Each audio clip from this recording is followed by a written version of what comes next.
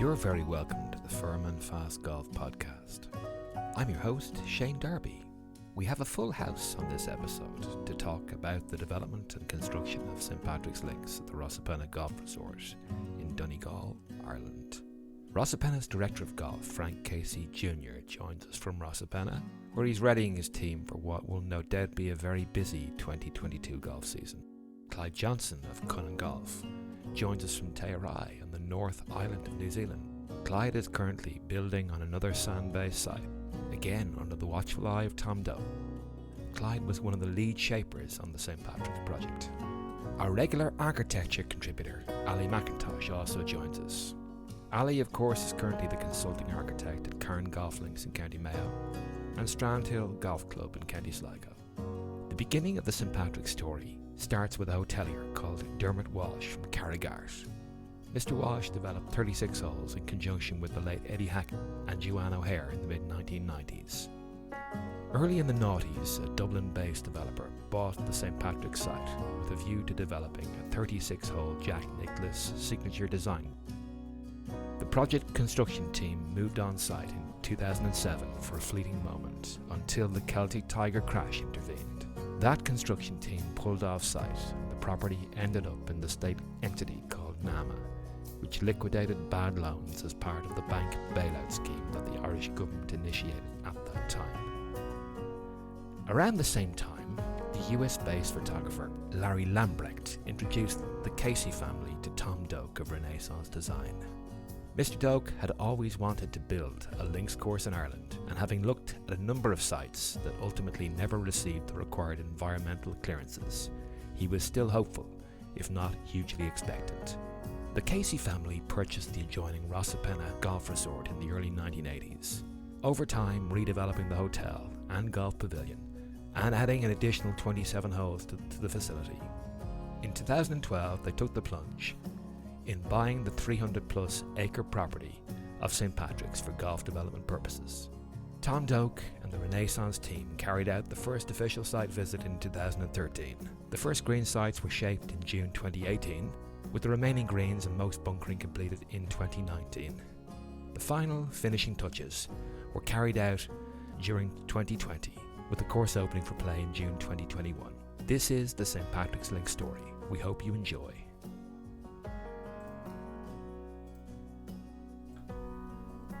Hello everybody. I was just thinking earlier on, and it's great to have Ali and Clyde and Frank with us today. Clyde, it must be great to follow the sun. How's all in Mangawai on the North Island of New Zealand? Yeah, I'm not sure I always follow the sun, but yeah, it's beautiful. Beautiful place to be again for 6 months or so. So nice to be out in the sun and packing on sunscreen 3 or 4 times a day. And then washing it off in the ocean after work is quite nice too. You really know how to make somebody that's sitting in the cold even colder. On that vein, Frank, I'm assuming it's cold and windy in Rosapenna. How has winter 21-22 been for you and the team? Yeah, it's a little bit cooler up here at the minute. We this morning it's blowing about 30 miles an hour out of the southeast. So with hail showers, so it's a little bit different to where Clive is. Winter was okay really up until sort of mid-January, late January, but since that it's been a little bit more difficult. We had obviously those 3 named storms within 5 days, the 3rd week of February, which was a little bit difficult. But overall it's been okay. A lot more rainfall this side of Christmas than before Christmas, but it's encouraging to see the days getting a little bit longer, so spring's on its way.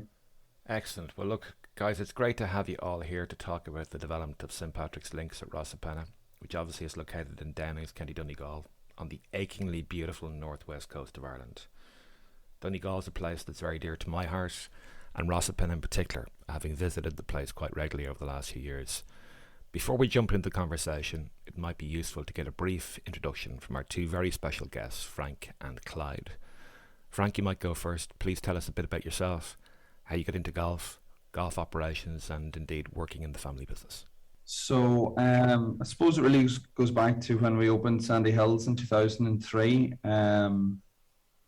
Very soon after that, we opened the Golf Pavilion in May '05, which where all the golfers run out of at the minute. So before that, the hotel was the base. Really just been run out of reception. But the first tee for Sandy Hills was right beside the site for the golf pavilions. It was quite a little bit away from the hotel.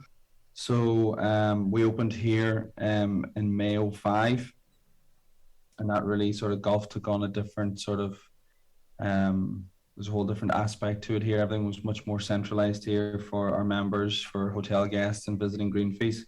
And then in September '09, the configuration of the old course changed, with the first tee starting here at the golf pavilion, also with the introduction of the Strand 9. So since sort of 2005, I've been based here looking after all the golf for our members, hotel guests and visiting green fees. Clyde, in the same vein, you might just give us a quick introduction to Mr. Clyde Johnson, how you got hooked by the golf bug, and ultimately what led you down the design and build path that's taken you around the world. Yeah, I kind of, I guess I can put my interest in golf down to having an older brother who was into the game, into lots of sports. Just started playing when I was a toddler. Kind of grew up in a house on the edge of the Lake District in England, and we were lucky to have a little field that joined onto the back garden. So I'd spend my days or the weekends mowing out greens, bamboo canes and pillowcases for flags. Holidays in the UK would always kind of be to the seaside, so lots of opportunity to see golf courses.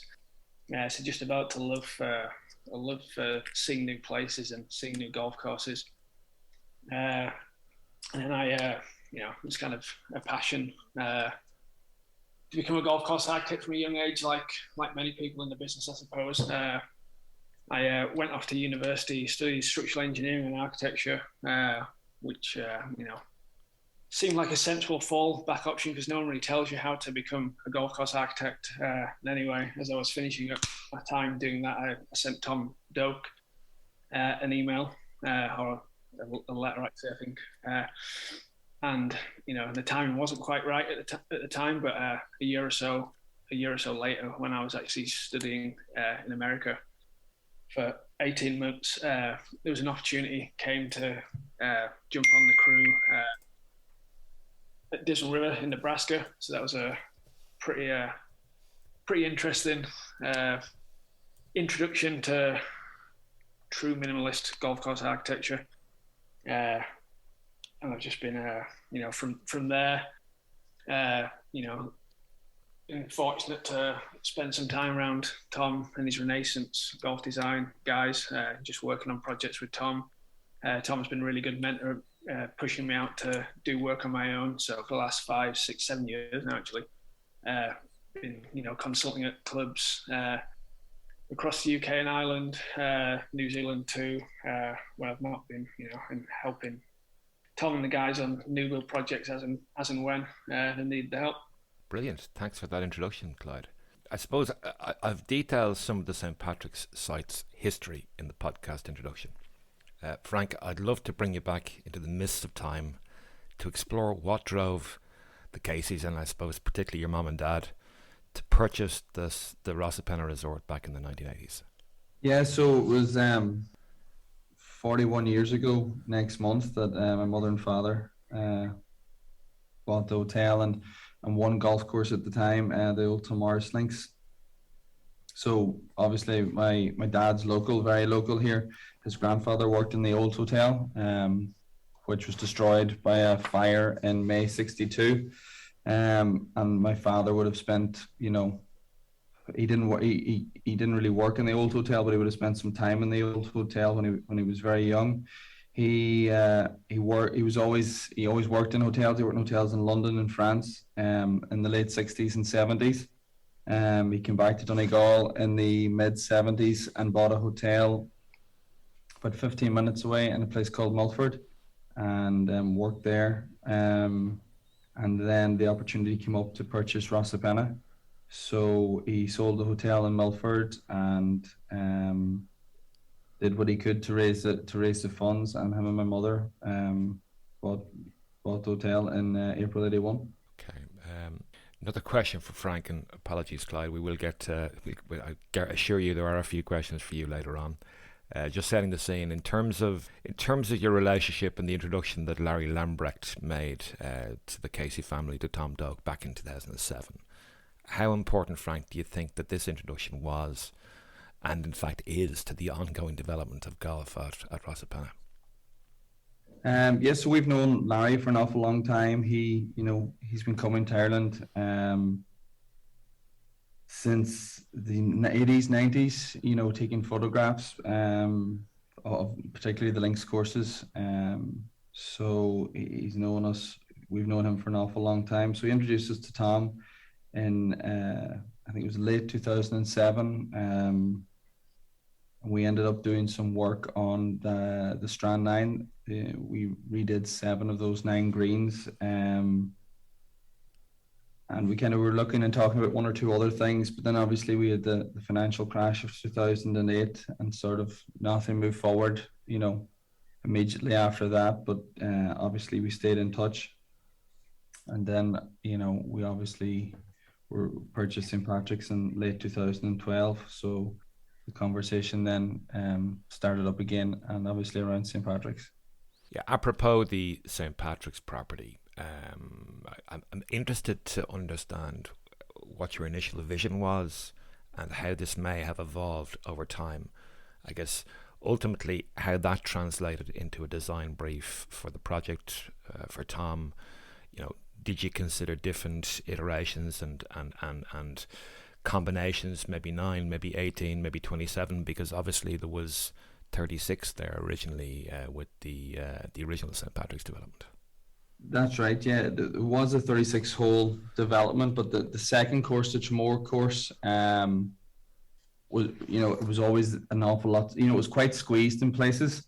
It is a big site, but it's maybe not just big enough for 2 courses if you want to have enough, room between the corridors. There is some stuff out there that we thought about, an additional 9 holes to tack on to our 9 holes in the valley, or talk of doing 27 on St. Patrick's alone, or talk of 18. But that was always that was other people who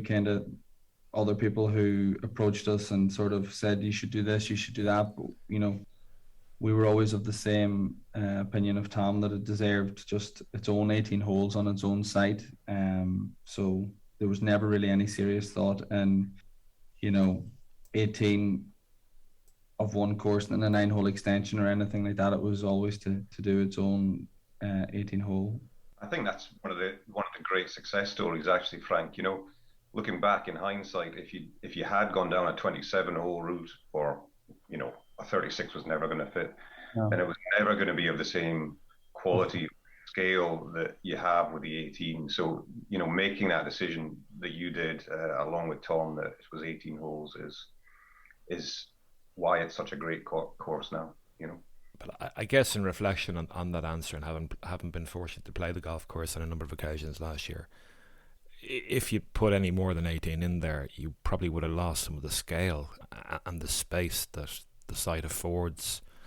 I mean, that was the one thing that blew me away the first time, was just the sense of space. And I suppose if you were trying to fit any more than that in, you potentially, any more than 18, obviously, you potentially lose fairway width, and therefore you lose that sense of space, I suppose. A question for Clyde, actually, finally, and apologies for the delay in getting to you, Mr. Johnson.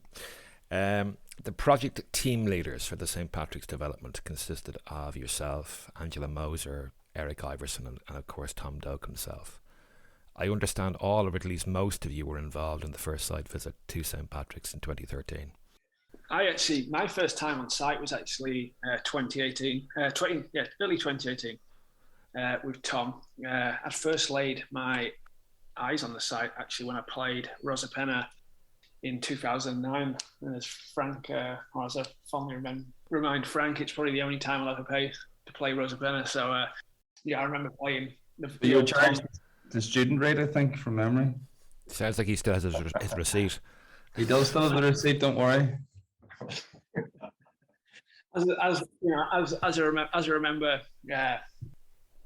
pretty fondly from that time in 2009. You know, you're you're tracking down the beach along the holes that run along down the beach in the bottom of the old Tom Morris course, the Ballynine, and you can just at the time you could see what looked like ribbons of fescue up on the hillside, and it's just like, oh, there must be golf over there. And, you know, there wasn't really any information on St. Patrick's out there in any type of media at the time, so it was kind of one that had missed the schedule, but one that had kind of intrigued me. So it was really nice to be able to head back there with Tom in 2018, and probably the enduring memory of that time walking around the site for the first time was how difficult it actually was to traverse. You know, because a lot of the old playing corridors had really narrowed.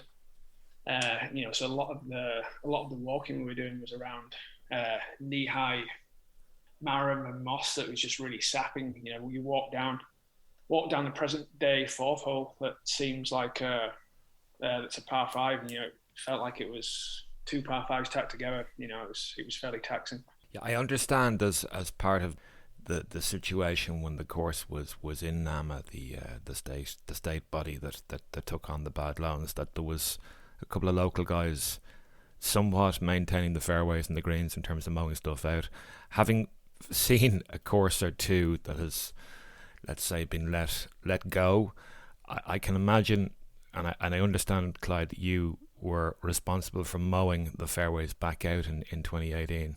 How onerous of a task was that, given the description you've just given to us in terms of traversing the site?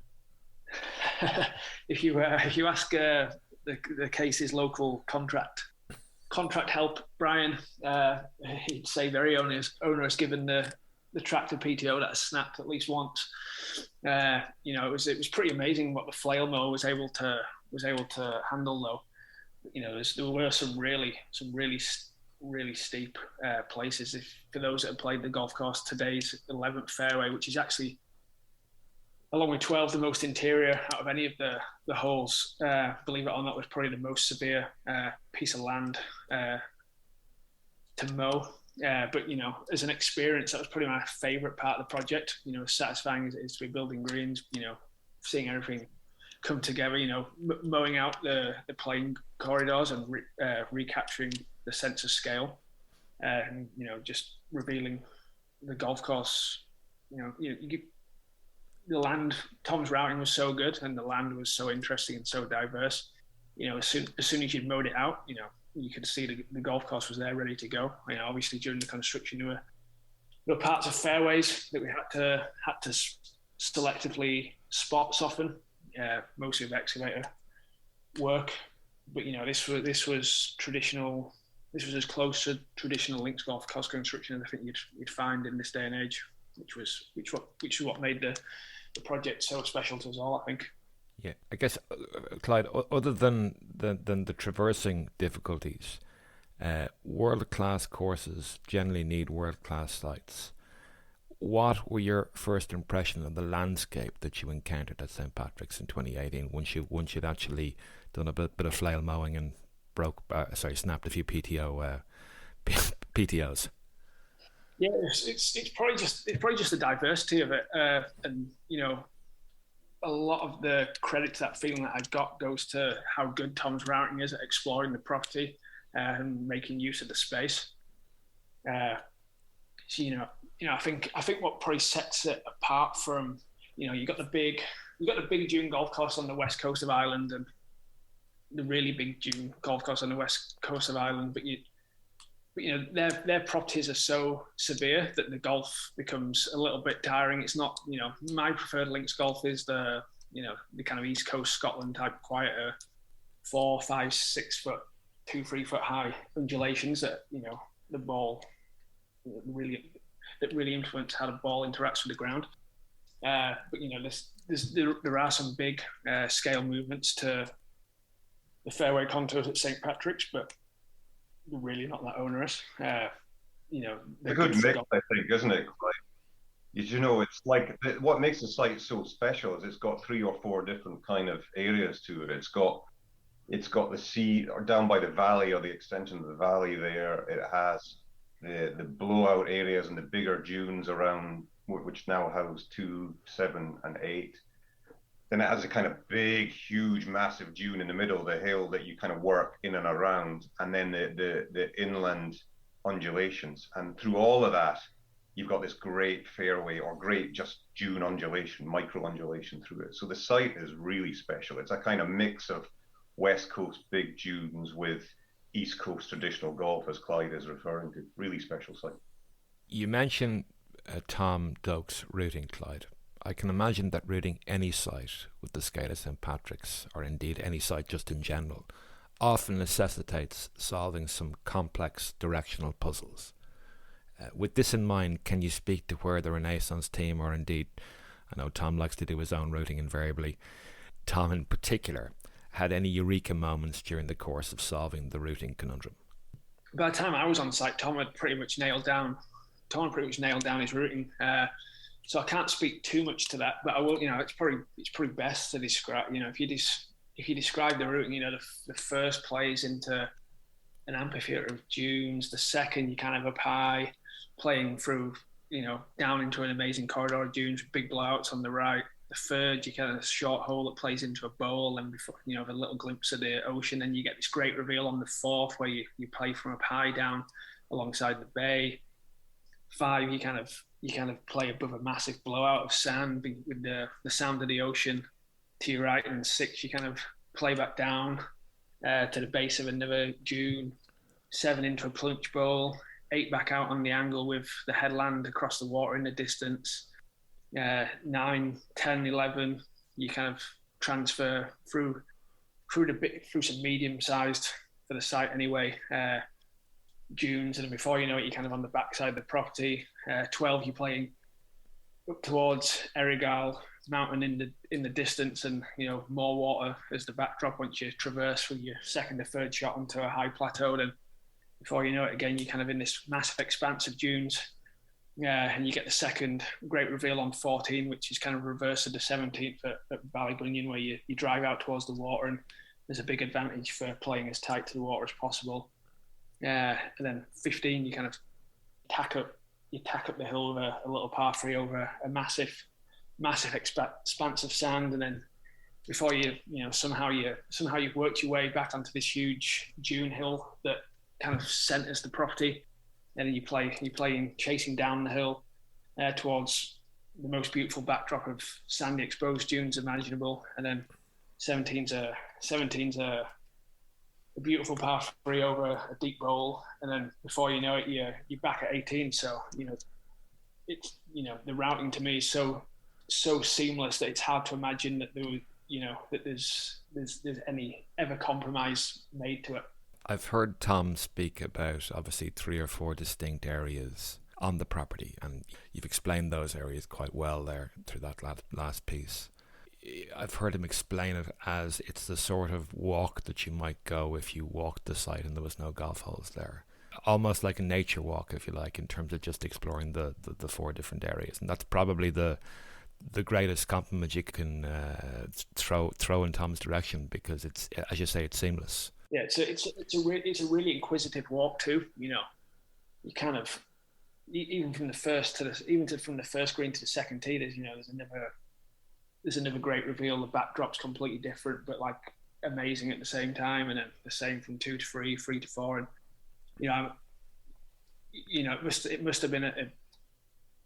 it must have been one of the most fun routing exercises for Tom that he'll have ever done, I imagine.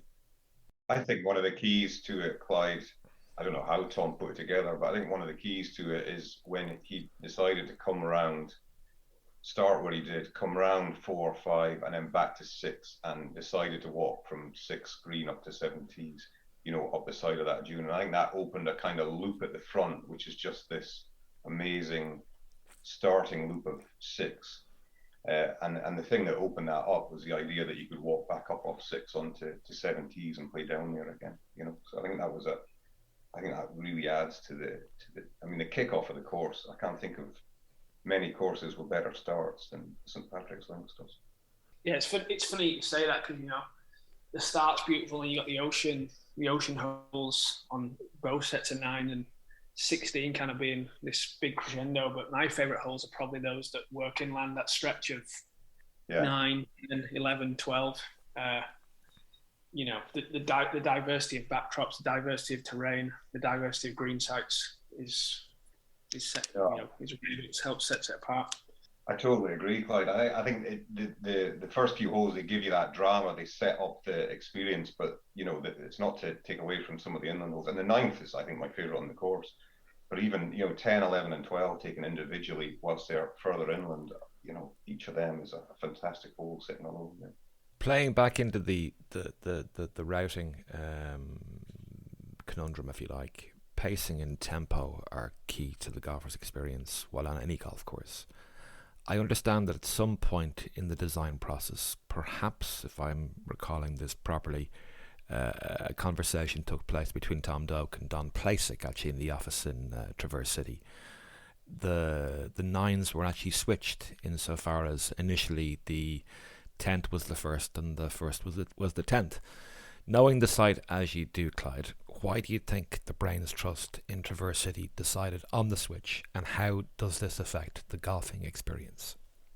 I'm not sure how it was decided, but you know, for me, if you were starting on the 10th hole, 10, 11, 12 with the prevailing wind would be a pretty tough stretch to bring in the round with. And you know, the opening hole is kind of just that nice length, mid-length par 4 that kind of nestles into the dunes. So that's a really attractive little starting hole. And I think I just prefer, me personally, I just prefer the reveal that you get from 3 to 4. You know, in terms of the sequencing, the story, and this, you know, the story line of the walk and the way the holes fit together. Yeah. Yep. I mean, I've heard Tom say that it's funny how often he has a reveal around the 4th hole. I think from a pacing and tempo perspective, Barnbougle Dunes is something similar. Obviously coming up past Reg's Hut there, I think that's 4 to 5 if memory serves. And he's got 1 or 2 more as well. So personally, I think he said that oftentimes the first hole is the most important hole, just to get you into the round and initial appreciation and initial sort of bang for your buck. So I think you're absolutely right in terms of if you were to start on, if 1 was 10, if you like, you do have that pull up the hill into the wind, and you have that reveal, you know, 3 to 4 even sooner in the round than you would have if it was 13 to 14, if you like. And I think he also sort of felt that getting at least initially, getting the uphill walk done as quickly as possible might be opportune, particularly for visiting golfers. Obviously, look, I guess if I'm sort of interested to try and understand who did what, and I do appreciate you may not be able to tell me exactly what I want to hear, but ultimately, having seen some pictures of the Tramore course, and I'm going to absolutely butcher this, the Maher McGorgan course, I understand that some of the original playing corridors were utilised. From what I can make out, the first and second share common corridors with their predecessors. I understand that you may have had somewhat of a part to play in number 2. Can you perhaps tell us what was there, what you did, and how you did it, and perhaps why you did it? The second hole was actually the 17th hole on the O'Hare course, or the course designed by Joanne O'Hare, which, you know, kind of starts from a high point, plays into a low valley bottom. Big dune ridge on the right, kind of holding the hole in, kind of dune on the left, lower dunes on the left, kind of eating across the angle of play. Then the green site back up on the top of a dune crest with an enormous hidden dune trough bowl to the left. Pretty deep one behind as well. It should never come into play. And an even deeper dune valley to the right that again should hopefully never ever come into play. You know, So there, most of the fairway contours are kind of in place. There's a little bit of a dunectomy, if you want to call it that, that took place on the right of the hole. The previous, the original golf course was built fairly rudimentary. It's fair to be said. The end of the dune toe was kind of nuked off with a bulldozer, so we kind of reinstated that and renaturalized that, setting a couple of naturalized bunkers into that piece to kind of help disguise the work, and also from a strategic point of view, I think if you play the shorter hitter or even for the longer hitter that's able to blast over that ridge, approaching from the right is generally preferred into the second green because there's a shoulder, dune high point that hides the big ball left of the green and kind of eats across the line of play for anyone that's pulled one out to the left. And not yet, thankfully. Then there's a nice beautiful green site that sits up on top. The work there was a little bit of work done on the left hand side above the deep bowl just to soften that a little bit. That came down 2 or 3 feet just to take away some of the severity into that. It's still really, really deep. 15 feet, way more than that, probably plus deep bowl, and the green just gently rippling up the hill.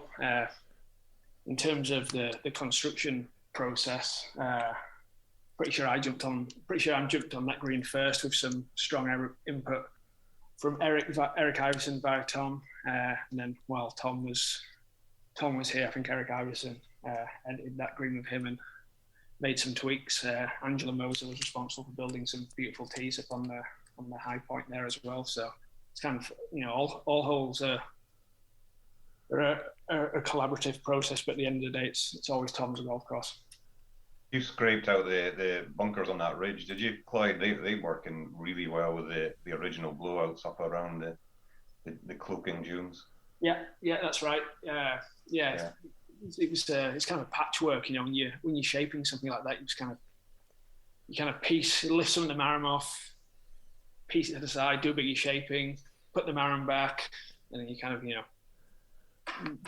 the textures in some of those dune faces are full of moss, lichen, marram grass poking through there. It's just a case of just almost it's kind of so delicate, and you can see how the winds eroded that, and even animal traffic. It's kind of just a case of tearing away at those and just letting nature take care of the rest once you've got something shaped in. Are you using particularly large or small equipment there, Clyde?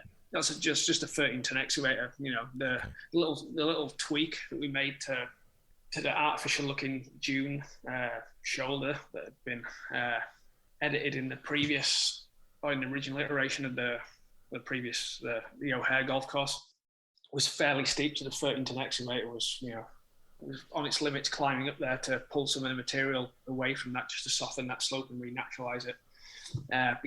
Working in an environment like the west coast of Ireland, or any links environment really, but especially one like that, the marram forks and the excavator are probably your biggest friend, because they help you to patch things back up and renaturalize things pretty much instantly. It's just you don't want to be doing too much of that type of work in areas that are close to play, because it's near enough impossible to close the gap between slabs of material instantly.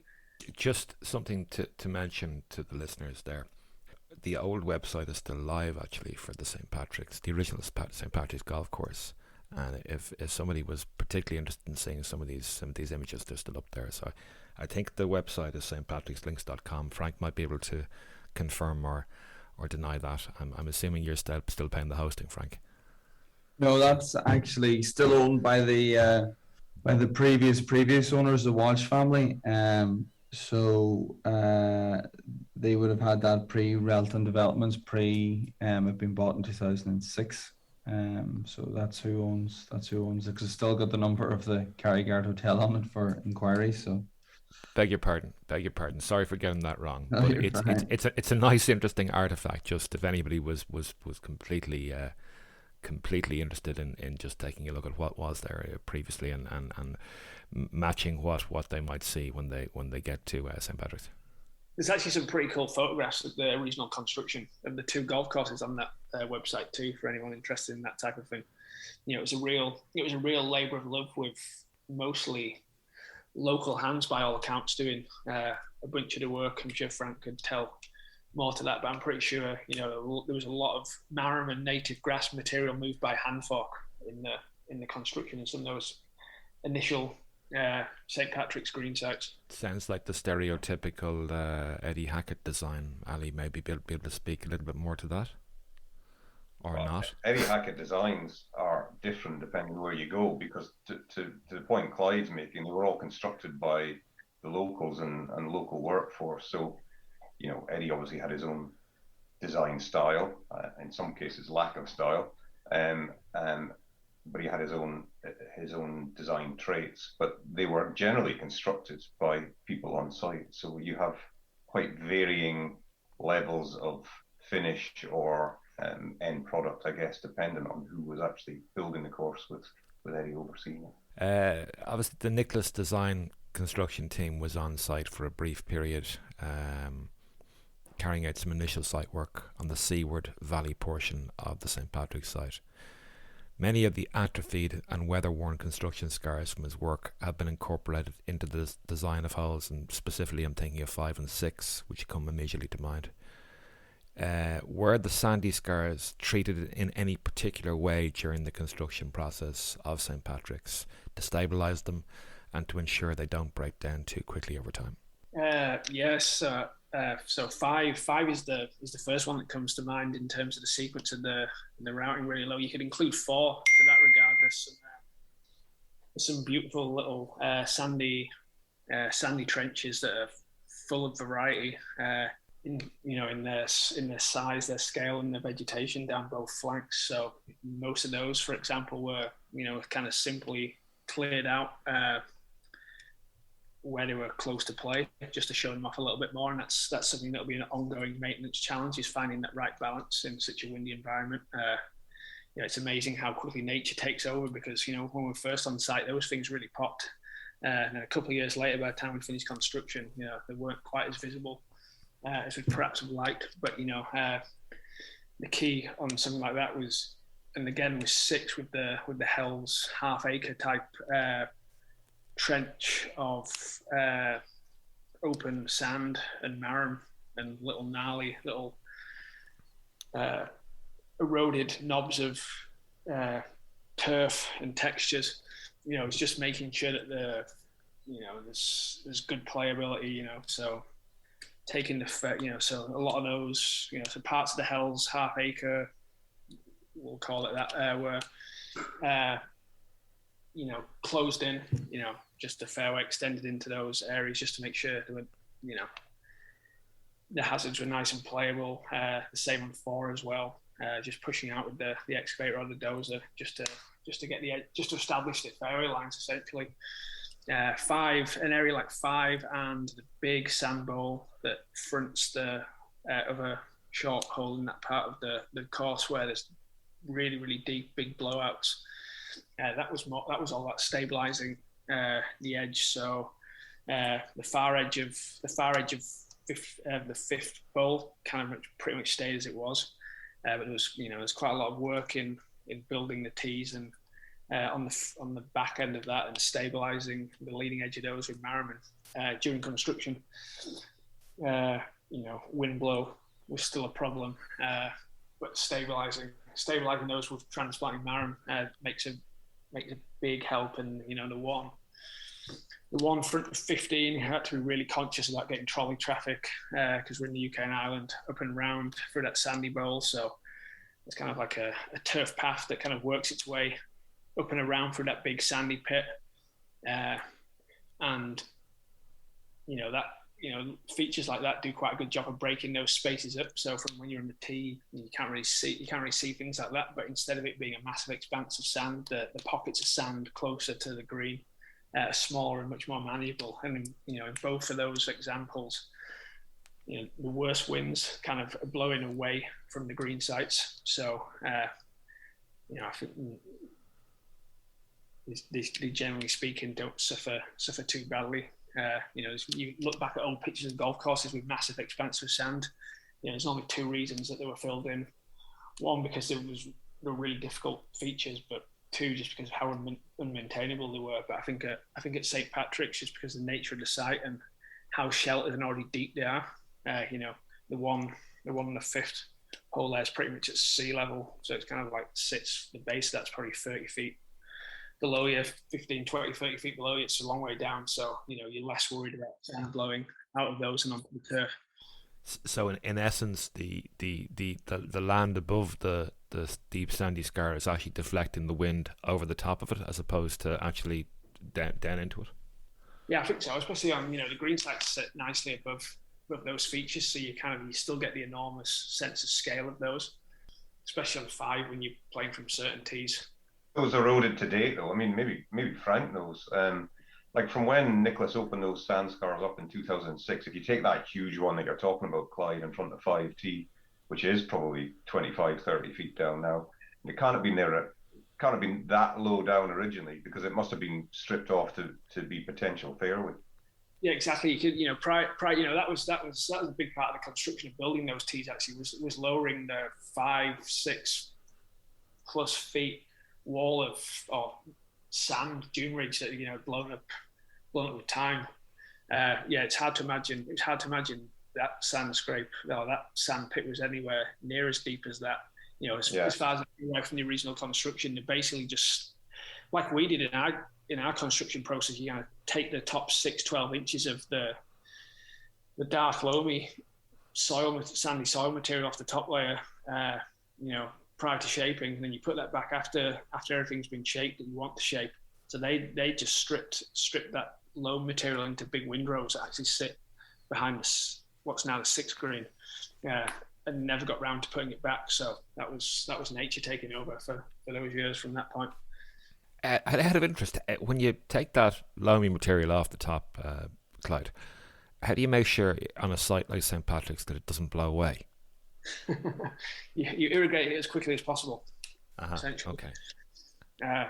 So water is the only way to hold it down, and water having if you're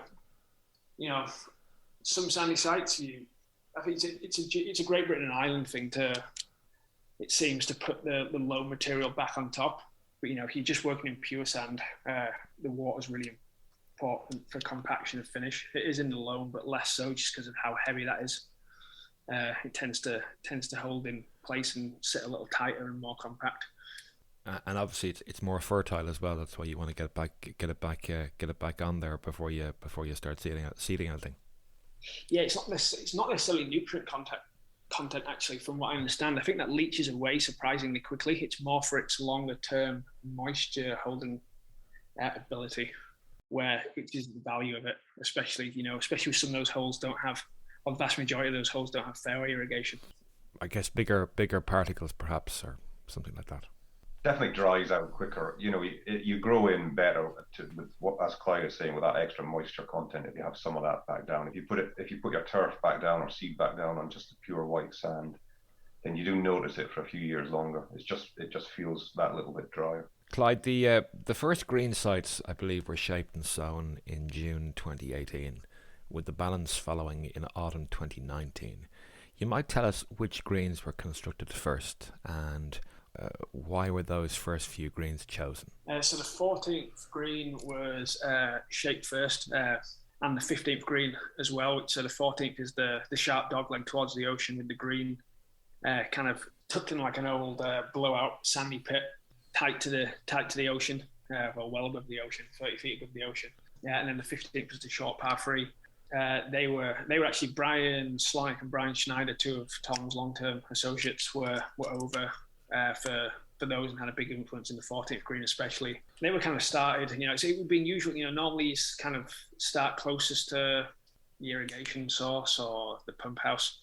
And those were actually the furthest away, but, we were tying into the relic irrigation from the 2 original St. Patrick's courses. But those were kind of like the most prominent green sites, and if it was kind of like, if we were going to get the project off the ground to support the cases in the operation and the golf course, then they were two pretty spectacular ones to make a start on, and to get, to really get some momentum behind the project. So almost like Alistair Mackenzie at, I think, was it Moortown or Alwoodley, when they did one hole, and in terms of, I'm obviously only joking, but it's funny, the comparison, shall we say. I've heard Tom say that the Renaissance approach to green construction often involves removal of material as opposed to using imported fill to build up the green site and surrounds. Was this principle followed in all cases at St. Patrick's, Clyde? Yeah, St. Patrick's, I mean, yeah, generally speaking, I guess Tom and the guys that work for Tom tend to see things in maybe it's just a product of how Tom routes or selects his green sites. But it's always, I always find when you're building something, it's always easier to lose material or to take it away than it is to bring material in, because you can never quite have enough material. Tom's green site, the green sites at St. Patrick's were, many of them were kind of there, and it's just a case of melting down a little bit of a high point there. The ninth green, for example, ninth's probably my favorite hole on the golf course, favorite green. The green itself is exactly what was laying there, with the exception of holding up the back right corner with 6 inches of material that we generated from somewhere else. It's part of the green construction and stripping process. So generally speaking, especially the work areas for the greens at St. Patrick's, we really only stripped the green site itself, and then maybe 20, 30 yards out the front of those, because we were just tying, most of the time we were just tying into the native fairway contours, because they were so good, and nothing that we could really improve upon, especially when we're looking to utilize some of the existing turf and improve the culture of that, rather than stripping everything and seeding new turf for the sake of it. Yeah, maybe a question for Ali, and we might bring Frank in, make sure he's not falling asleep there. The Fairness Brigade might be a bit puzzled by some of the green sites and their significant internal contour. I've heard some visitors opine that the greens are tricked up, or they're somewhat akin to Humpty Dumpty golf. Do you feel that a comment of that nature is fair? And excuse my pun, it's quite a pointed pun. No, it's kind of ridiculous, really. The way I'd like to put this is, when you have a natural site like St. Patrick's or other link sites around, and you have such micro fairway undulation and micro movement, why would that end up in a 30 by 30 flat piece of land that you put on? It's not natural in the end. The most natural look and the most natural way to play is to have a green site that feels seamless and ties completely into the fairway and the local surrounds and undulations. So from a purely aesthetic point of view, or a natural point of view, it makes perfect sense to have movement and undulation in these green sites, because the surrounding land is undulating as well. And it's at the same scale, it's at roughly the same scale. The movement you see in the greens is at the same scale as you see in the approaches and surrounds from it as well. So from that point of view, absolutely. And then also from a playability point of view, you've got to remember that movement in greens adds to the fun. It adds to you able to work shots in, to create shots and to try different types of shots. So that adds hugely to it as well. And people that say it adds too much difficulty or whatever, well, that's all wrong as well, because humps and bumps can make certain putts easier, they can make certain shots coming in easier, they can act as backstops as well. So every site deserves a different set of greens, and the greens that have been built at St. Patrick's perfectly suit the site. Going back to your previous question about building things in cut versus fill, when you're building in cut, it's intuitive that the greens are going to tie in and sit gently at grade, which is near enough. At least 90% of my favorite greens in the world probably sit at grade, and the best links greens by nature normally sit at grade. So everything just kind of melts into the surrounds naturally. Yes, you've got to, Clyde. I mean, as you're saying there, you're going to have to tie in from a natural level on the left side to the right side, from the back side to the front side to sit at grade. And that's not always going to be flat. So, you've got to put a little bit of movement in the green to move from one grade to the other. you know. So it's not natural to build flat green sites in there. Yeah, some of the greens moves, like just in general greens construction, kind of influenced, or I tend to be influenced by the surround. You're kind of thinking about how can you make this green site tie into the surround well, but also make it interesting golf shots. You can often have to it's not a severe site, but there are some severe contours out there, and when you're tying into those types of contours, you kind of need contour to make those transitions work a lot of the time. Absolutely, yeah. I guess the other side of it is being fortunate to play it on a number of occasions in a row, that actually you learn where not to be from being where you shouldn't be, if that makes any sense. And obviously, depending on where the pin is and where you're approaching from, as Ali pointed out there, you can be on the wrong side of the slope because you're just on the wrong side of the slope. But if you're actually farther over or farther to the right or farther to the left, it's actually a gathering slope, or indeed may help a pitch back onto the green in terms of actually being a backstop.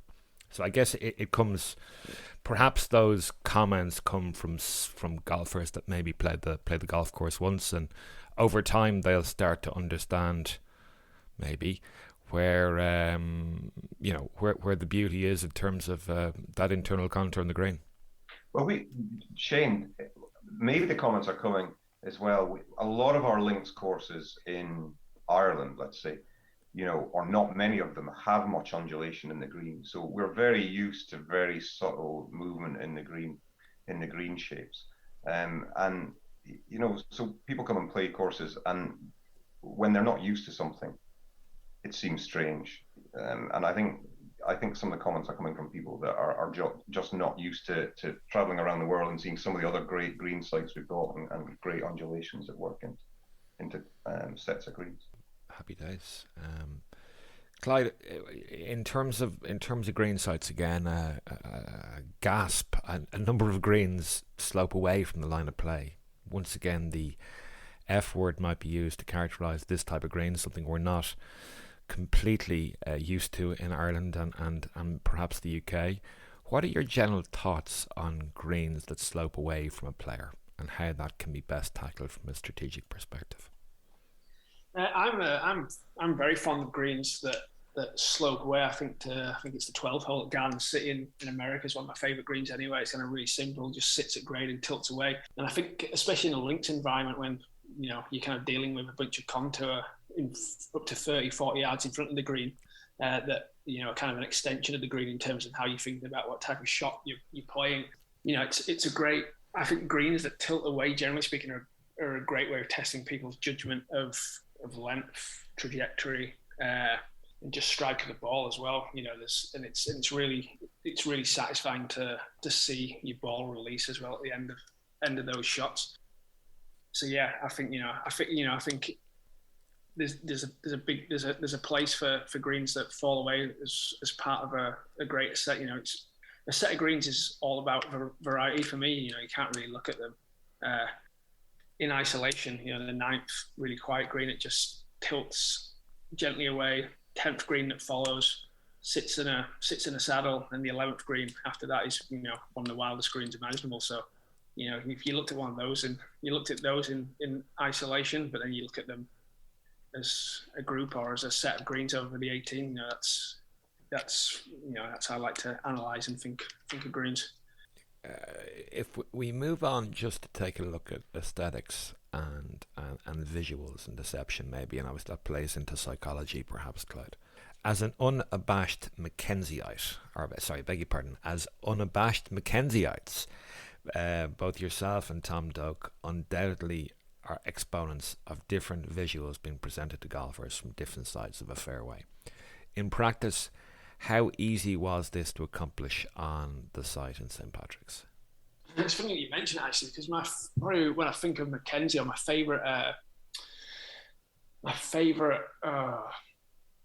the greatest strength of Mackenzie I would find was his ability to use fairway cant, the slope and side slope of fairways versus what the slope was doing in a green. But going back to your question on aesthetics, and blending in, it's kind of interesting because, on a on a site of the scale of St. Patrick's, with some of those massive blowouts, it's not quite as easy as you'd think. 16 is probably a pretty good example to look at. You've got the massive ridge of sand dunes, exposed sand dunes, way in the distance behind that hole. 16 green kind of sits below.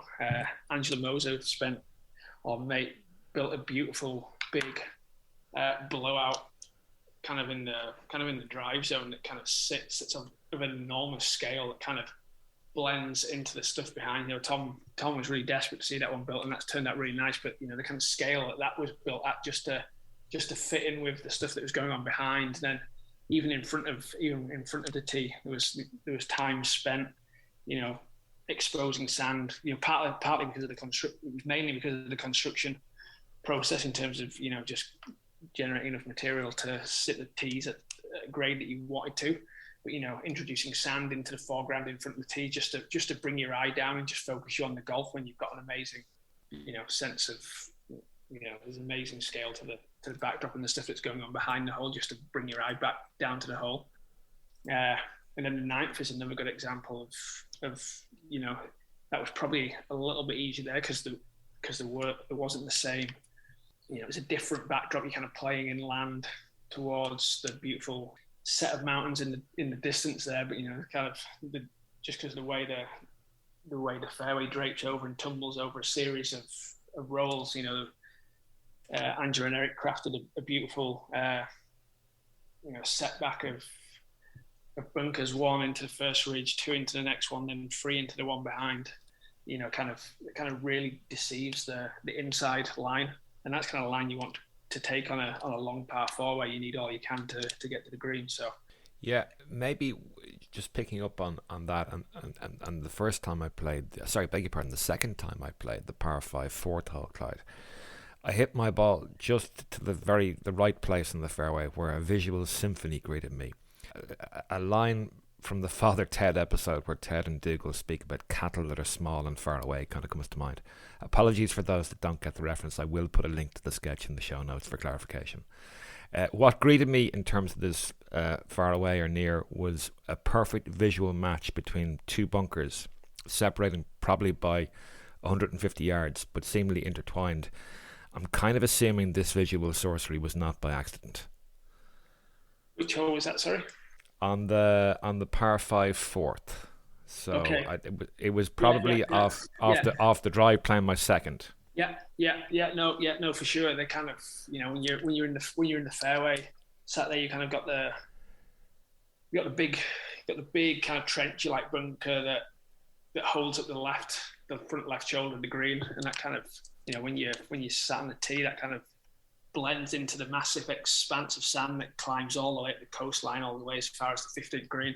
And then when you kind of down at eye level or fairway level, there's a ridge angling in, kind of nicely set about 80 yards short of the front of the green there, where there's two bunkers that sit into the ridge that kind of angle across and kind of feel like they blend into the one short of the green. So it really compresses that space between the bunkers and the green. The reality is you've got lots of room to play in between that space, but when you're down on the fairway there and the wind's coming against you or coming off the right, it feels like it's a big ask to get past those when perhaps it's not quite as onerous as it seems.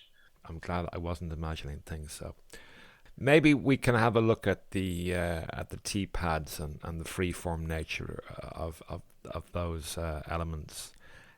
Informal free-form tee pads are in evidence on many holes in St. Patrick's, often bleeding away from putting surfaces and into the tees themselves. If memory serves, examples of this are in evidence between the 8th and the 9th, the 8th green and the 9th tee, the 10th green and the 11th tee, and again between the 13th green and the 14th tee. These small elements feel like a real throwback to how golf perhaps once was. Was this treatment and presentation a conscious decision or something that just evolved over the course of construction? It's probably a product of just dealing with the nature of the site. Believe it or not, the tees and the pathways, getting people around that golf course and that site was probably the most difficult part of the construction job. it's such a beautiful landscape. You want to disturb as little as possible. So obviously it's a product of how close the green to the tees were in some of those instances. From 8 to 9 was actually one of the hardest places to figure out how to get people, around, because 8's playing into the beautiful little kind of semi-bowl saddle that's kind of blending out to the right. But then there was a great natural tee site sat pretty much on top of that green, and so that was kind of like. That was a great win, that one, Clyde. I felt getting 8, getting 90 up high, sitting right beside 8 green. So other people might not have seen that. They might have just seen the space for the one green, but there's ample space to move off green onto the tee, and then have the great vista down 9th hole, which you kind of need because you're playing over a diagonal ridge on 9. Playing that from down low, it wouldn't be anything like the same kind of visual impact on the golf hole. It's kind of like it's a lot of it's problem solving. You're kind of finding the right levels for the tees. When you're building the actual tees, you're kind of lifting marram here. You might build half a tee, strip some marram, do a little bit of shaping to tie it in, put the marram back where you want it, and it's kind of a delicate construction process, or at least one that requires a lot of thought and forward thinking. 13 to 14 again. That kind of has that kind of seamless blend through. Partly again because that was the great spot for a tee, really close to the 13th green. The flow works really well. You've got to get people around the golf course. So it makes sense for those to transition onwards. So it's kind of quite nice to have that variety. I think there's, with hindsight, some of those teeing areas could have been bigger. I think given how successful St. Patrick's is going to be, we'll wish we'd have built some of them bigger. But it's kind of when you're shaping out there, it's pretty hard battle to fight because you're working on such you've got a site that's of such a grand scale, and then you kind of honed into such a really small space. The challenge is not to over design in that small space or overbuild. I guess it must be difficult to keep sort of perspective from a spatial perspective as you're operating in such a large canvas. Yeah, for sure. And it's getting people around the site at St. Patrick's was and is a big challenge. I'm a carrier, but it's easy to forget how many people in Great Britain and Ireland take trolleys around, and you kind of fighting the desire to, you're kind of fighting the need to make sure the golf course functions from a general play point of view without giving up on the artistry sometimes. So it's a balance. But I think there's a great variety to tee sites, and I think the freeform teams though they're not. They're a product of the environment that we're working in. I think dealing with some quite severe teeing sites and not wanting to disturb more than we had to. I don't think they'll be to everyone's tastes, but I think they're a little bit different, and a little bit different is good when it comes to golf courses, in my opinion. No, for sure, variety is to be welcomed. We've managed to get nearly an hour through this without mentioning the dreaded COVID-19 pandemic, which I know threw a few curveballs at the St. Patrick's project with regard to restrictions on international travel, in addition to occasions where I'm sure work couldn't be started or finished just because of a requirement for people to stay at home. I guess as a result of the COVID-19 restrictions, Eric Iverson ended up being the man in charge on site. Just wondering if Tom Doak's enforced absence changed the usual Renaissance dynamic on site. Yeah, Eric Harrison was the lead associate from day one, and he deserves a bunch of credit for the way he organised and dealt with the site beyond his undoubted artistic and shaping ability. So yeah, it was a little bit of a different dynamic. You kind of got to have, Eric and Tom had walked the site together so many times. There was some good instruction from Tom, so we kind of knew what Tom was looking for. In the majority of cases, when it's always best when Tom's there. He inevitably always put one of his editing is always improves the final product. So we were kind of, at the point where Tom wasn't able to, Tom had been around to approve all the green sites. He'd nailed the routing. So those are the things that were really important to the success of St. Patrick's. So a lot of the work that was left was, the spot shaping of fairways and bunker shaping and tee building. So, we really weren't disturbing too much ground out there at that point. We were just kind of making sure the golf course was playable and fun. So yeah, it was a slightly little bit different dynamic in the sense that we hadn't seen Tom around for a while, but I believe he's been pretty happy with how it's turned out. So yeah, apropos that, I suppose he was until his arrival just prior to official opening at early June 2021. Tom had not been on site, I believe, since autumn 2019. From listening to his interview with Andy Johnson on the Fried Egg, I understand he was very happy with what he found when he arrived in Downings. I'm sure there might have been some surprises for him when he arrived. What do you think he was most surprised about? I actually haven't been on site with Tom since then, actually, not at St. Patrick's.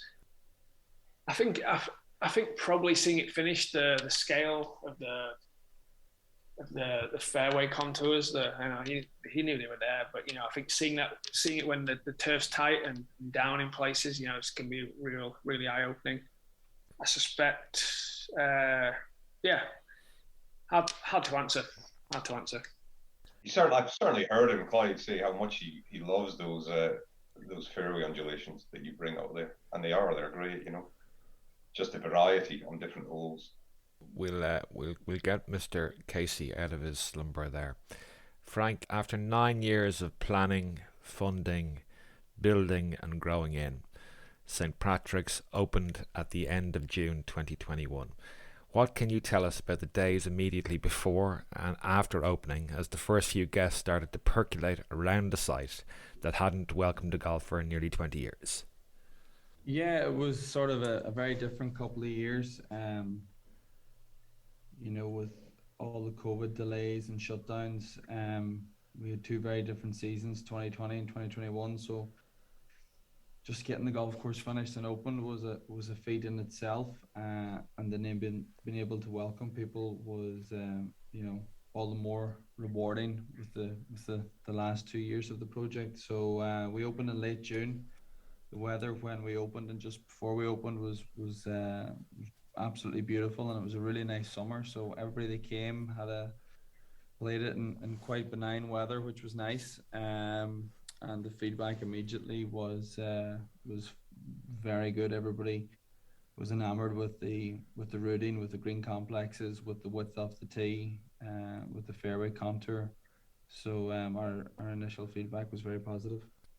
Ali, obviously not long after opening, Rand Morissette and his Golf magazine ranking list was released, and St. Patrick's jumped straight into the 55th position in the world rankings.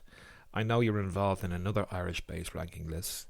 Can you speak to how St. Patrick's ended up where it did on the Golf magazine list, and whether the traditional heavyweights will need to start looking over their shoulders in time? Best to talk about the Golf magazine rankings, so I don't sit on them, but it was always gonna make a splash. Numerous reasons that we've already talked about. One, the fantastic site. Two, when you bring Tom and team to a project, they're gonna give you at minimum top class golf course, and quite often world class golf course, which they have here. It offers something completely different to other links courses in Ireland. First of all, the scale. Tom brings a certain style. He probably would hate me saying that. He brings a certain style to the way he builds golf course, but it's driven by his design philosophy. And one of the primary differences is the width he brings to the golf, hiding the transition, the mowing lines, really from an aesthetic point of view, but obviously the strategy and the playability and the enjoyability as well. So it's very different to many of the classic links courses that we've got. But when you bring all of those things together and then put them on a genuine link site that has so much variety, then it was always going to jump into the world top 100. And it deserves its place in there, and it offers something different, right? So will it usurp other courses, right? Other classic courses with a load of history at the top of the Irish rankings? I guess we'll wait and see, but they all offer you something different. They're all world class, and we should just really be thrilled with how many great courses we have in Ireland and how many great courses we have in Great Britain and Ireland. Clyde, much of the initial photography that was that accompanied many of the great initial reviews, was actually taken by you. Firstly, many congratulations on the results. It's remarkable. You managed to encapsulate the ambience and the vibe of St. Patrick's really, really well.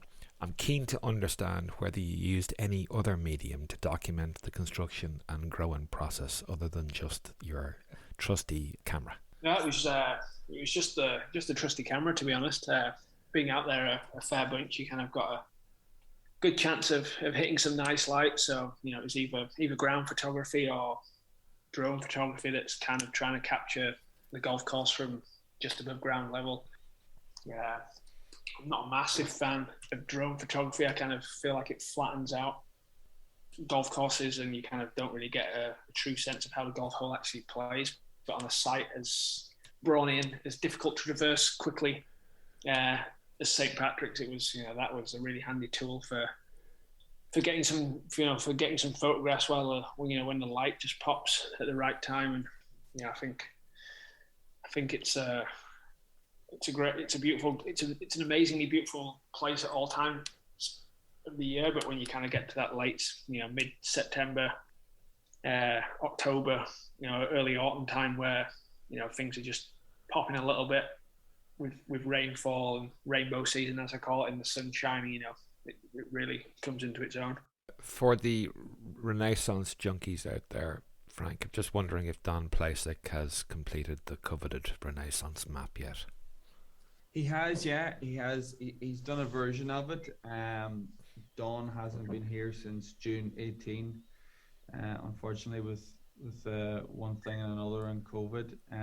So the one that we have isn't exactly up to date regards bunkering, etc. So that's something that we're going to have to get round to and get one that's 100% accurate. So that's something that we'll hopefully maybe see Don later this year, and see where it goes from there. Clyde, you're a renowned traveller and visitor to golf courses. Can you tell us about any adventures that you may have had around the northwestern edge of Donegal, Sligo, Mayo and probably Derry, either golfing or just staring at dunescapes? And no doubt there was ample opportunity for that, either on your limited off days or indeed during some enforced COVID lockdowns. Yeah. Well, Donegal's one of my favourite places in the world. It's just amazingly beautiful. Some pretty good golf there now, especially. So I actually honeymooned there. So I'd highly recommend it as a holiday destination. The place, just there's so many beautiful beaches. The people are amazingly friendly. Yeah. As for the golf, outside of the playing at Rosapenna, I enjoy Portsalon a lot. Again, it's an amazingly beautiful place. Some fine holes. Not a massive fan of some of the more contemporary work there, but Otway should have been a cult classic until they kind of lost 3 of the holes. I think it was 3 because of, or at least 3 greens, because of a land dispute. But that was it's one of Ireland's oldest golf courses, I believe, but right on the banks of Loch Swilly. Had an amazingly crazy 9-hole routing that kind of crisscrossed each other. It was proper hard hat stuff, but luckily quite a place as quiet as that, you're probably out there on your own anyway.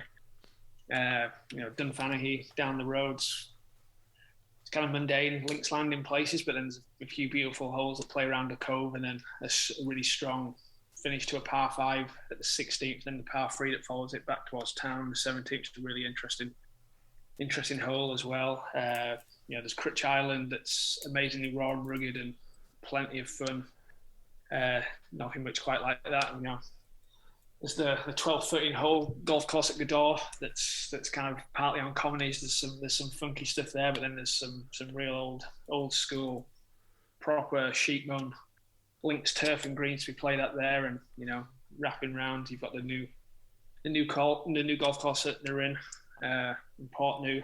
I really like the charm of the original golf course, but I think most people will find the new course, at least, will find it certainly visually stimulating with some of the work they've done there. So, yeah, Donegal's a fantastic place to base yourself for a week and just golf and spend some time enjoying the beautiful beaches. Frank, at this stage of the piece, you've been involved in building 45 holes on the Rosapenna property in some context. 18 obviously at Sandy Hills, 9 more with the Strand 9, and now 18 at St. Patrick's. I wonder if you might be able to compare and contrast the experiences and learnings perhaps gleaned from almost 20 years of constructing on sand-based sites in your own little sandbox. Well, I was quite young whenever Sandy Hills was being developed in the sort of late 90s, so it was a different process to working with. It was Pat Ruddy with a contract shaper, Fanning, at the time from Wicklow, did most of the construction with just some other local operators. But then when we moved to the Strand 9, we actually redid the greens with Eric, and that was the first time obviously we worked with Eric Averson and Tom, and then obviously Eric was the lead associate on St. Patrick's. So just getting to watch the likes of Eric, Angela, Clyde and Blake on site, design, shape, the way things would change in the field, through the course of a day or a couple of days as they work, and feedback from each other. It was a very exciting time. It was great to watch. My brother John and I were there 2, 3, 4 times a day. We'd go over, walk around, just to to see the progress. It was at quite a decent pace as well. We didn't get started until July 19, so to get all the greens and the surrounds shaped and approved and irrigation and to get them seeded in early September was there's a lot of long days at July, August for the guys out on site. So things moved at quite a pace to try and get the seed in the ground to get a strike before winter would come. So an absolute fun, great project to be part of, working with Renaissance and Tom has been a fantastic experience. But at this stage, there's very little left to build on. So I think this is probably it at this stage. I think I'm not sure you need more though, Frank. You've got so much. I know. Yeah. You've made the resort and the area of Donegal such a destination now. I mean, it always was, but to add the world-class course on top of it, I'm sure part of the aim was to attract people up there for days on end. And I'm sure, or are you seeing that? I'm sure you are with your pre-bookings for 2022, that you're seeing a lot more people come in for 2, 3, 4 days as opposed to just flying in and leaving. Yeah, that's the thing. It's people will stay now and stay at least 2, if not 3 nights and play. We have a 3 links ticket that's extremely popular, 1 round in each. We also have a lot of people who have been here before and maybe are just returning to do 1 or 36 in St. Patrick's. But yeah, Donegal's a fantastic county for golf. From Ballyliffin to Merva to Portneuf, Critch, Port Salin, Northwest. It's Dunfanaghy. It's a great destination for golf, and we're finding that it's we're getting more and more people. Even with COVID in 2020, more people came to Donegal. Obviously, nobody was leaving the island, so we got a lot of people who'd never been in Donegal before and didn't realize what was up here or the quality of golf that was up here. So, and then St. Patrick's is giving people a reason to come back to Donegal and back to Rosapenna. So, we definitely see ourselves as the whole Northwest as a great contender for that golf trip to Ireland. I'd like to get a feel from the 3 of you, actually, what you all like in a golf hole. And with that in mind, I'd like to know what your favourite hole is at St. Patrick's. You can only choose one. And Mr. Casey can go first. Favorite hole. It's probably the 6 or 9. But if you were to hold a gun to my head, probably the 9th. Okay. The long par 4. Mr. Johnson, what's your favourite hole? Yeah, I would probably pick the 9th as well. I love how it's just like the classic half par hole. You know, you kind of, it's right on the edge. You got, you know, for an average hitter like me, really got to hug the danger on the inside, and it's kind of the green's just within reach. But if you don't quite get there, there's like a 10-15 foot depression short of the green that leaves you with a semi-blind putt or pitch back up. But then there's like a huge bank to the right of the green that you can use to just bomb something in and let it run back to the pin. And it's just, you know, the green's just so simple, just tilts away and sits so naturally amongst some beautiful exposed sand there on the left. And Mr. McIntosh, are you 9th as well? I was going to say 9, but if I say 9, then it makes it sound like there's no other great holes in the course, and that almost in many ways they're all as good as each other, and you can choose a different one on different days. I do love 9. I love the way you're hitting that tee shot over a kind of diagonal carry as well. Not a diagonal carry, a diagonal ridge as well. There's a load of great things in 9. It's a really brilliant way to finish the front line. Could choose anything, but if you'd asked me before you'd asked the other two, I would have said 9 as well. It's funny. There's a really good set of par 5s there as well, which is really unusual for links golf. So I'd be tempted to pick one of the par 5s on another day just for the sake of being a little contrary or being a contrarian. For the record, I probably would have chosen 9 as well, but I do love all the golf holes. Just before we move on, I just wanted to echo what Clyde and Frank has said with regard to Donegal. I first visited there over 20 years ago. On that trip, we visited Rosapenna, Ballyliffin and Murva. Since then, I've been drawn back by the people, the links, golf, and the sublimely majestic scenery. If you've never been to Donegal or for golf or for anything else, you're missing out. Critch Island is arguably one of the best 9-hole golf courses in the world. The Gil Hansen Jim Wagner renovation of Nairn and Portneuf must be seen to be believed. Not to mention the twin delights of the Glass Sheedy and the old course of Ballyliffin, with the sneaky kicker that's now the Ballyliffin Pollen short course. Northwest, Bundoran, Dunfanaghy, Otway are obviously all very viable options, and finally there are a few better sites than the vista afforded to golfers from the second tee at Port Salin, where a Cape-style hole must be negotiated and a forced carry across a tidal inlet. The opening of St. Patrick's Links reinforces my belief that Donegal is now arguably the best county for golf in Ireland. Put it at or near the top of your list. It's that good, and it will keep drawing you back. Final few questions, lads. All our guests are asked a variation of this final question. As two very well travelled golf tragics in Frank and Clyde, I'd like you to name 5 courses that are currently on your bucket list and why they appear there. Clyde, you can have a go at that one first. I'll try and go one on each I'll try and go one per country or continent. Probably pick Banff Springs. I was kind of really drawn to that when I was a picture on the front of a Golf World magazine when I was about 8 or 9 probably. I'd like to see more of Stanley Thompson's work. So Banff Springs, Oakmont is probably the only great golf course in America. Probably the only great golf course in America that I still haven't seen or I'd really like to see. You don't see too many pictures of that, or what you see in pictures kind of only shows the dominating hazards there. But I imagine it's got a great set of greens. I'd really like to spend some time golfing in Japan, so I should probably say Hirono for Japan. I really like seeing golf courses that are out there and pretty remote in the UK. So I'd really like to go and see the golf course in the Isle of Colonsay. Would be number 4. And then I'd like to go and play some golf in South America as well. So I'd pick the Jockey Club in Argentina by Mackenzie. Mr. Casey, you want to have a stab at that? Yeah, one place I haven't got to play yet is Shinnecock. I was there for the US Open in 2018 and got to walk it for a couple of days, and that's something I'd love to see. Fascinated by new projects as well.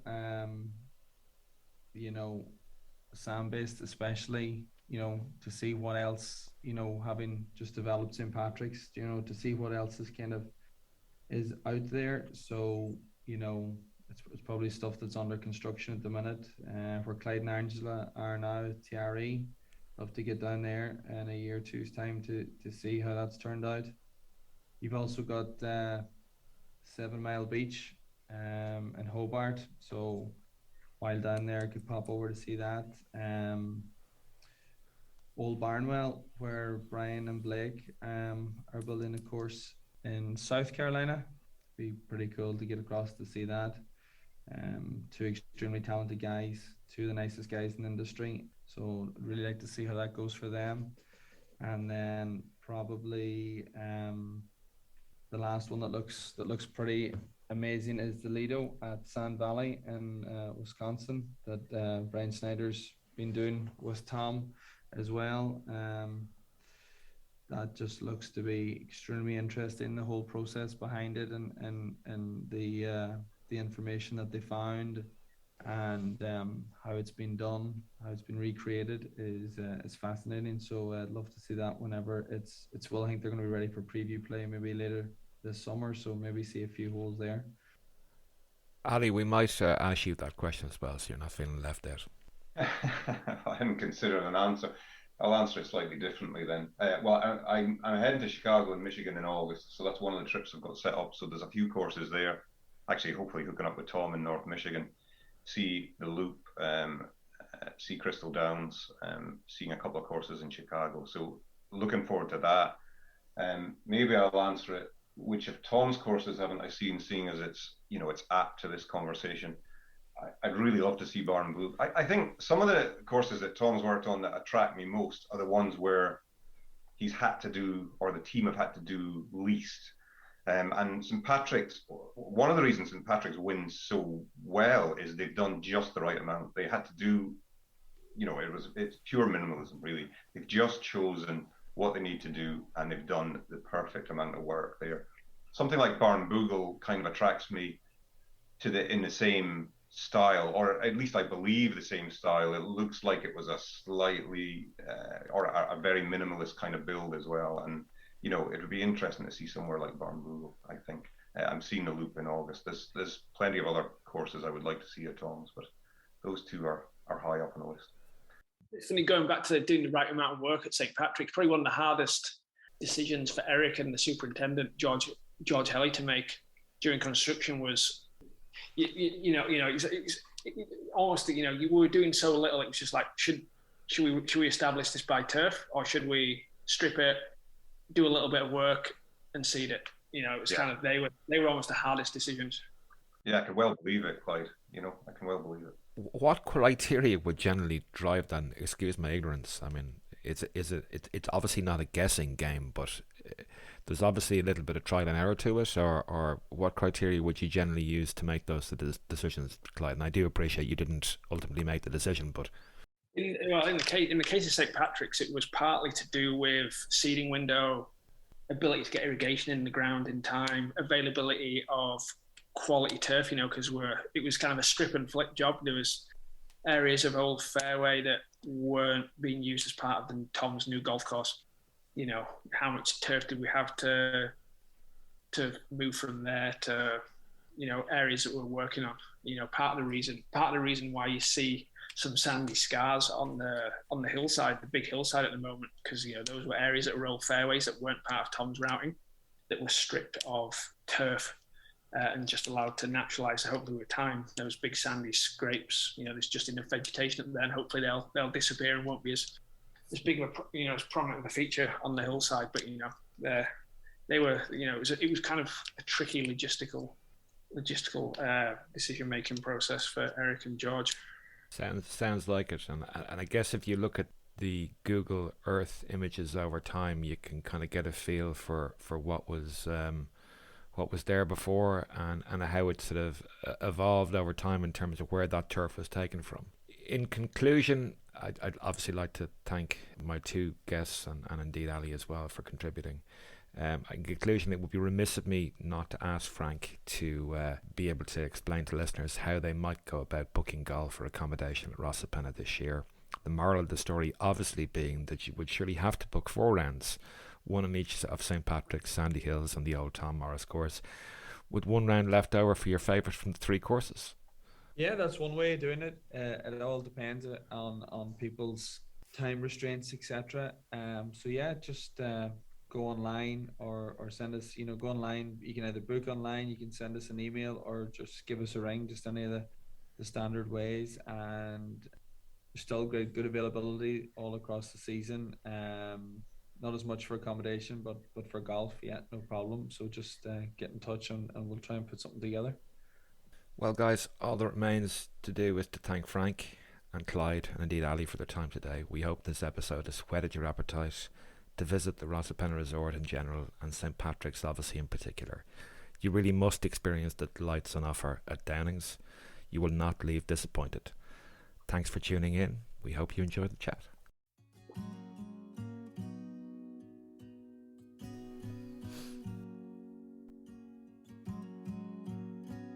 Just a little reminder, you can find us at firmandfast.golf and on Twitter at firmandfastgolf. Rosapenna website is rosapenna.ie. We really do hope you enjoyed the story of St Patrick's Links. Until the next time, happy golfing.